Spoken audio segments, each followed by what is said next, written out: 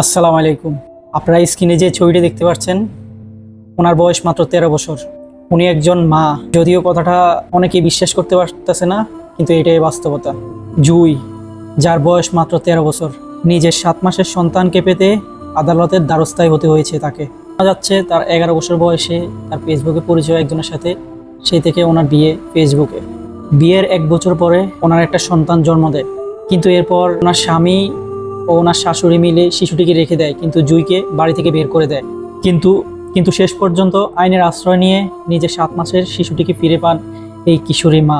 যে বয়সে কথা ছিল ওনার স্কুলে যাওয়ার কথা, খেলাধুলা করার কথা, ওই বয়সে ওনাকে লড়তে হয়েছে আদালতে গিয়ে, আইনের আশ্রয় নিতে হলো, ওনাকে মাতৃত্বের জন্য লড়াই করতে হলো। হায় রে বাংলাদেশ, কি বলবো।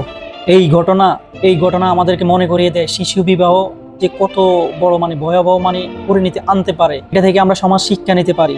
তাই সবসময় আমরা বলি শিশু বিবাহ বন্ধ করুন। আরেকটি সত্য প্রমাণিত হয়, মায়ের ভালোবাসা কোনো বয়স লাগে না, মায়ের ভালোবাসা কোনো স্বার্থ লাগে না।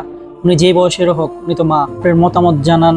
মায়ের ভালোবাসার কোনো তুলনায় নাই এই পৃথিবীতে। পরবর্তী ভিডিওতে। আসসালামু আলাইকুম।